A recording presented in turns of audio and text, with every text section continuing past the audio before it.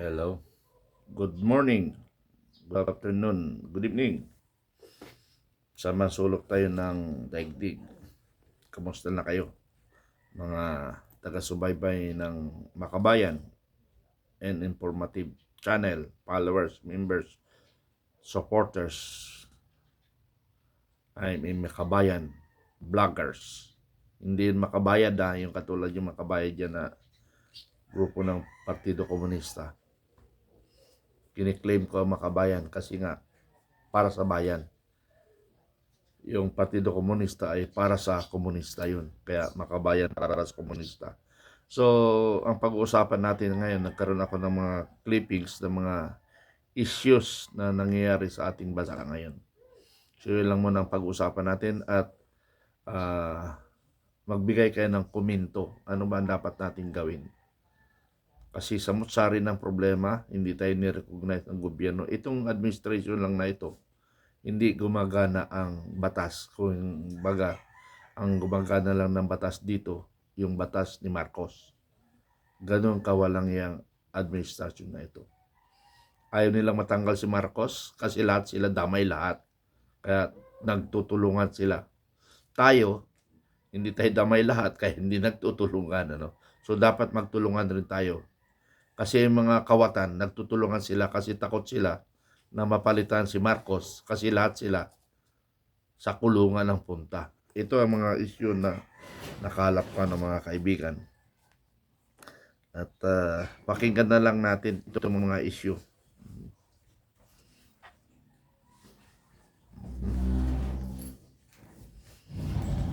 Ito. Impeachment Ayan. of Ferdinand R. Marcos Jr., President of the Republic of the Philippines. Manuelito de los Reyes Luna, yours truly. Jacinto Vicaras, Ferdinand Estocasio, Michael T. Defensor, Harold Respicio, Mary Catherine Diaz Binag, and Virgilio R. Garcia. Is it fair to call you supporters of the Vice President? Is it fair to supporters of the Vice We President? are not supporters of the President. Of the Vice President. Of the Vice President. We are not supporters of the President, but we respect the office of the Vice President because she's the elected official of the land, second highest official of the land. We are citizens of the Philippines and we are exercising our constitutional duty to file this impeachment to question the public trust, corporate violation of the Constitution, and graft and corruption and other high crimes of the incumbent President of the Republic of the Philippines, President Ferdinand R. Marcos Jr. Pero is it right to say Okay. na kayo po ay Dahil, pakinggan naman. Ayan. magpapal na kami ng impeachment na Dali lang ha. nandito kami ngayon sa Maganda i-balance yung respeto eh. kasama ang mga bigating politiko ng Pilipinas, kasama si Chavit, Dali lang ha. Defensor, Representatives, yung Madam Siam. Sana bumalik. Ayaw.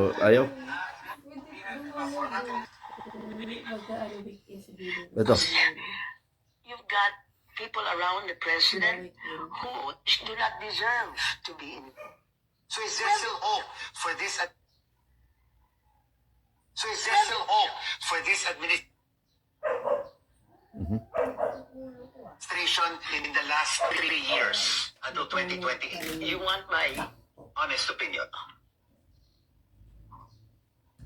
because you've got people around the president who do not deserve to be in government. Who do not. He has so much potential. And he means well. His first SONA address, I was kind of impressed. He was so kind to Duterte, and now he's so brutal to Duterte. You know how these things change. He was so thankful to Duterte. I mean, don't look at what he talks about. You look at what he does. So is there still hope for this administration in the last 3 years until 2028? You want my Honest opinion. because you've got people around the president Okay, kolekta tayo ano.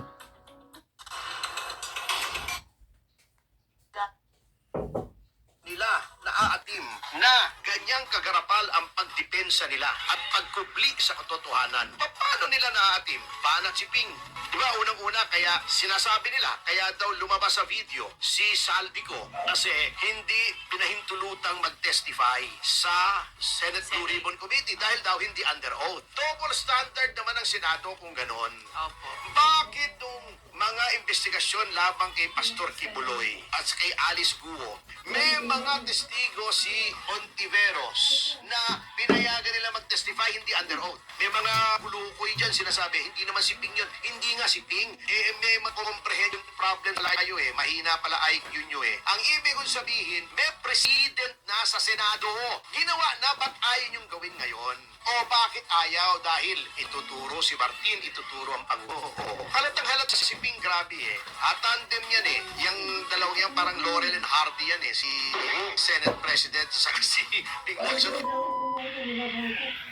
Okay. Nanood ako kanina. Oh, ito, interview ko. Parang ako yung takbang kwando, puro walang support.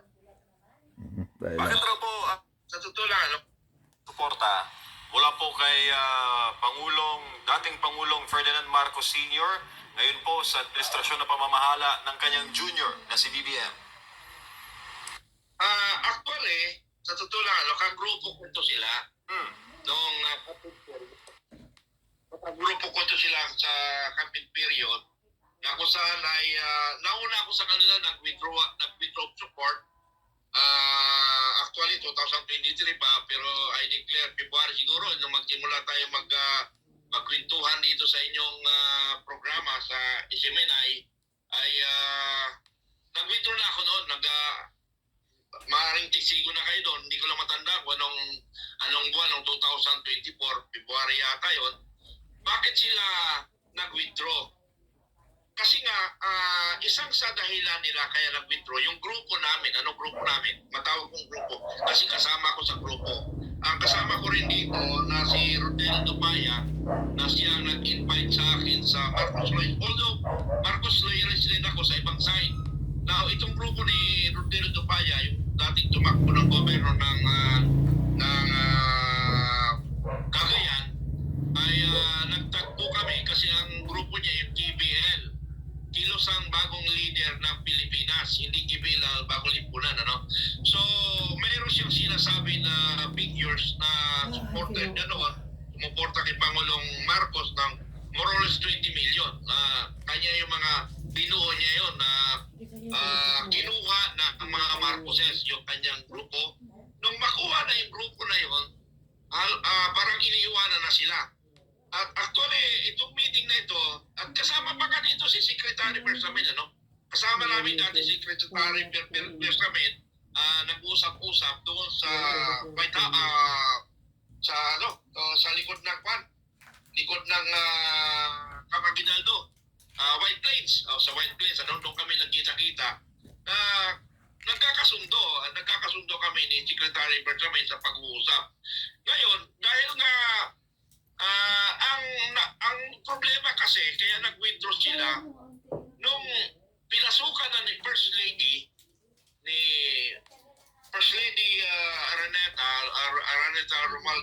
Araneta Marcos ay biglang nawala sa limelight yung mga sumuporta kay Marcos.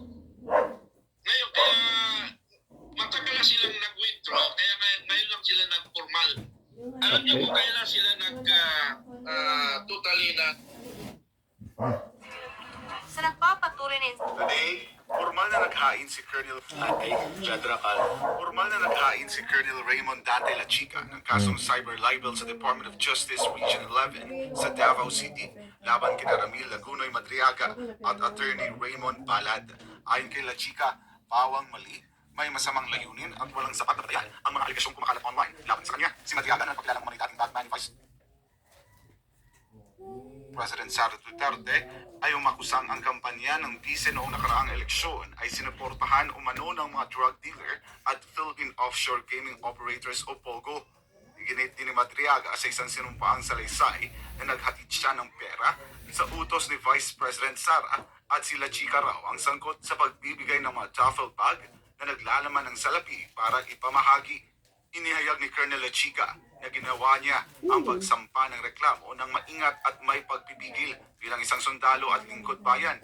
Ayon sa kanya, ang mas seryosong paratang ay dapat harapin sa tamang institusyon at hindi sa pamamagitan ng social media, haka-haka o paulit-ulit na pagkalat ng hindi beripikadong impormasyon. Iginiit ng general na ang mga aligasyon laban sa kanya ay pawang mali, malisyoso at walang katotohanan.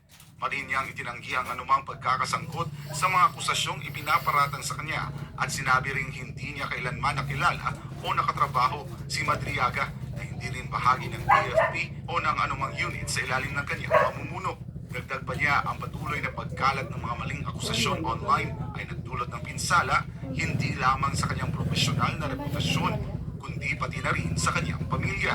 Binanggit niya na ang kaso ay tungkol sa pagtatanggol ng katotohanan, pananagutan at due process at hindi sa pagpigil sa karapatang magpahayag ng opinyon. Hinihikayat niya ang Okay, doon lang tayo, ano. Gusto ko lang kayong magbigay ng opinion sa mutsaring problema ang kinakaharap natin ngayon. So tayo, nagkakaisa. Mamaya ay mayroon pala kaming press conference sa Max. Nahulog. Sa Max sa Quirino Circle, ano. Mayroong press conference doon, so inayahan namin kayo, mga siguro mga 11 o'clock may press conference doon, kaya invited doon mga social media. So yun lang, maraming salamat kaya mamayang 11 o'clock sa Quezon City, Quirino Circle. Thank you.